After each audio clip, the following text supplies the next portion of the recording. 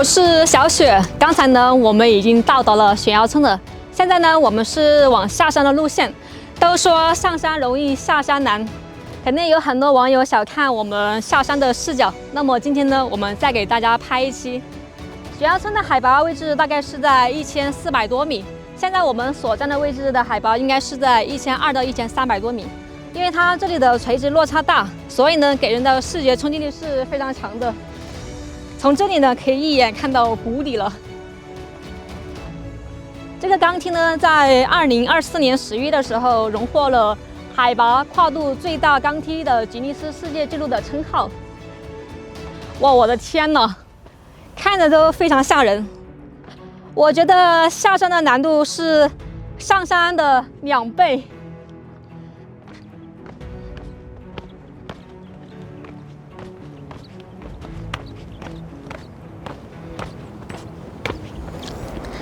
现在我们的挑战才刚刚开始，哇！你们看，它这个钢梯完全是垂直的，而且它底下呢完全是悬空的。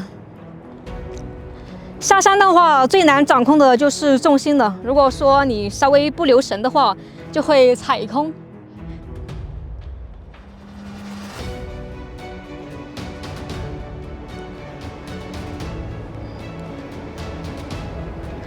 我感觉，如果说有恐高症的话，这个路是完全走不了的。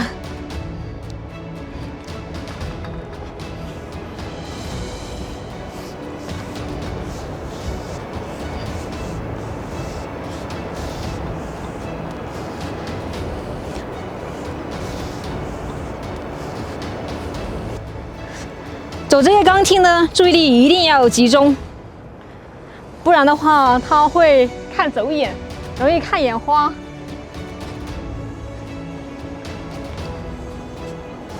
为什么说上山容易下山难呢？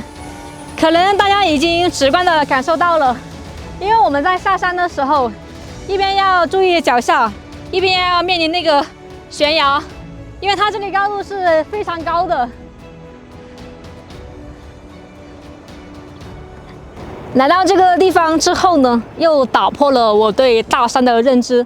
像我们那边山都是比较翠绿的，山上呢都是长满了茂密的树木的，而这片山呢，它的植被是非常的稀少的，给人一种荒凉的感觉。看我们对面也有一个村庄，大家有没有发现这边的村庄不是在山顶上，就是在山的半山腰上？因为这边受地理的限制啊。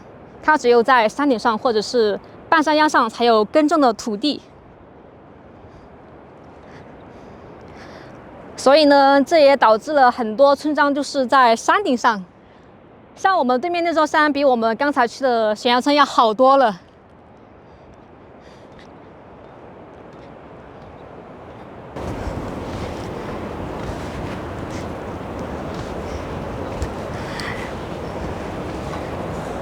不行的，我只能这样倒退走了，因为它这个太陡了，完全是垂直的。虽然说这已经是我第2次爬这个钢梯了，但是依旧让我觉得非常的震撼，还有一点恐惧。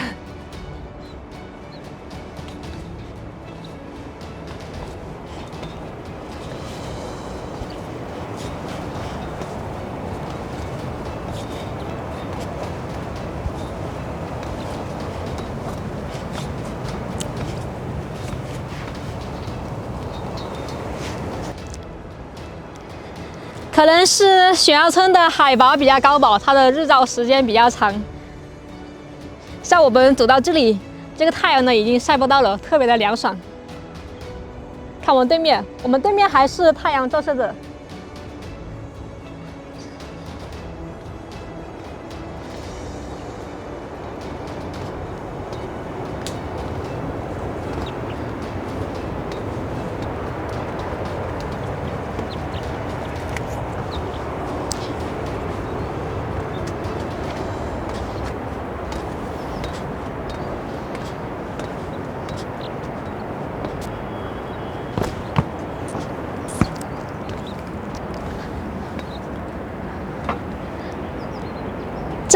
然有种走在云端上的感觉。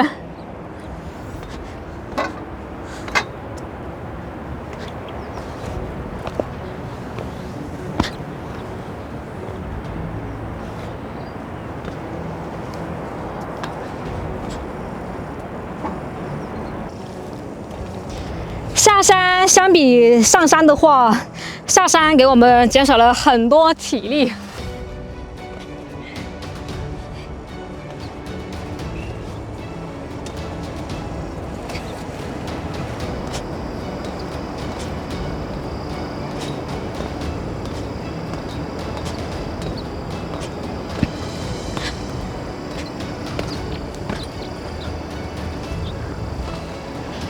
我的天哪，这也太吓人了吧！可能这个天梯对于很多人来说，爬这个天梯比登天还难。但是呢，对于悬崖村的村民来说呢，就是家常便饭。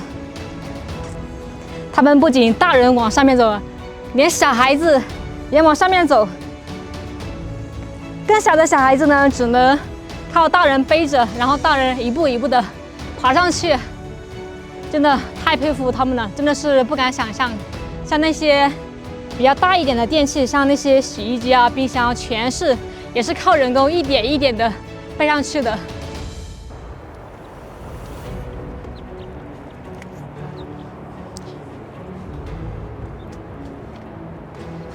像我们空手爬上爬下都是非常艰难的，更何况他们是负重前行的。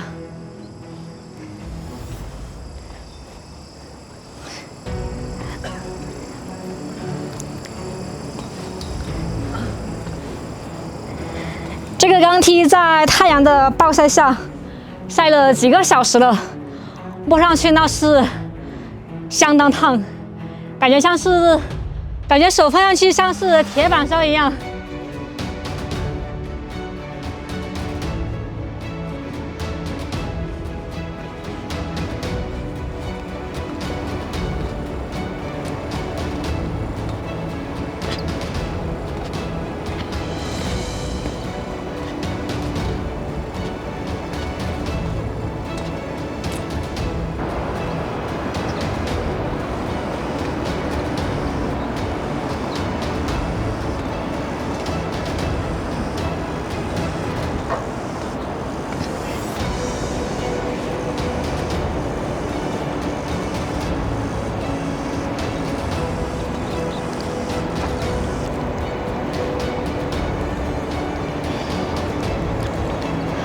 我的妈呀！我最害怕走这一段路了。这一段路可以说是整段路程中最为惊险，也是最为陡峭的路段了。这里呢，你都没有办法直着身体走。不行，这样走还是太吓人了，我还是趴着走吧。这一段路不仅是新手是这么走的，连当地人也拿这一段没有办法，也是像我这样倒退着走的。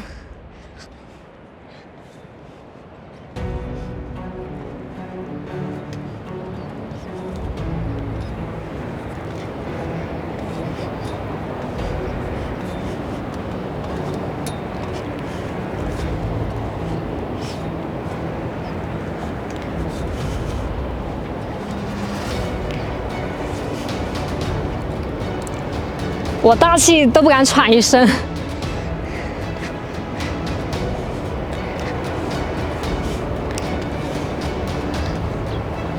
这个钢梯安装的密密麻麻的，看得我眼花缭乱，我感觉都有点视觉错觉了。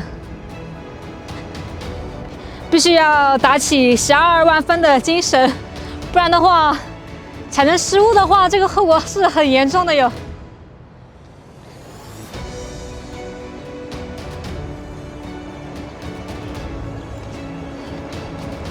大家看，现在天都要黑了，我们是从白天走到天黑。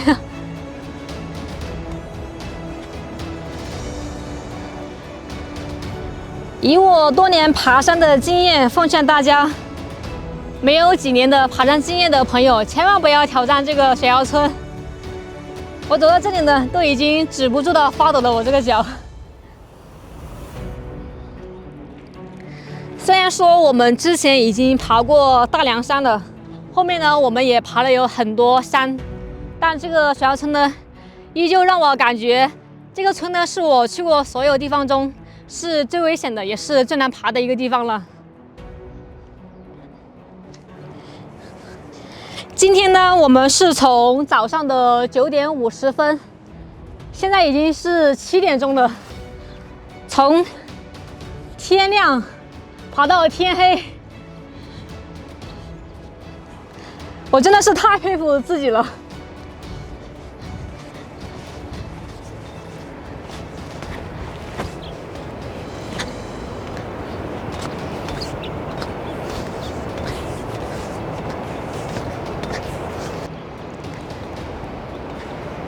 这个空隙对于恐高的人来说还是有点大了。我记得我们上一次来的时候，它这上面是没有加装这个安全绳的。这一次我们来，都已经加装了这个安全绳了。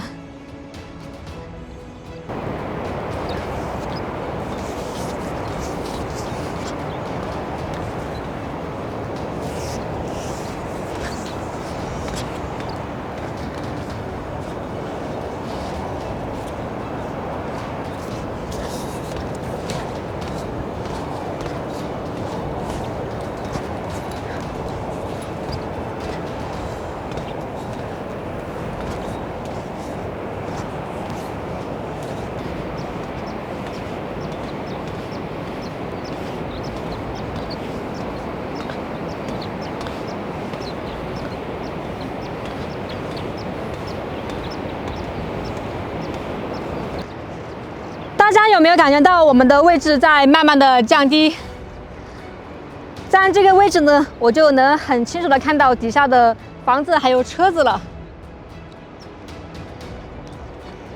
这里的高低温差应该是比较大的。刚才我们在上面的时候是感觉到非常的凉爽的，而且呢还是中午。然后我们一走到下面来，感觉到还是有点热的。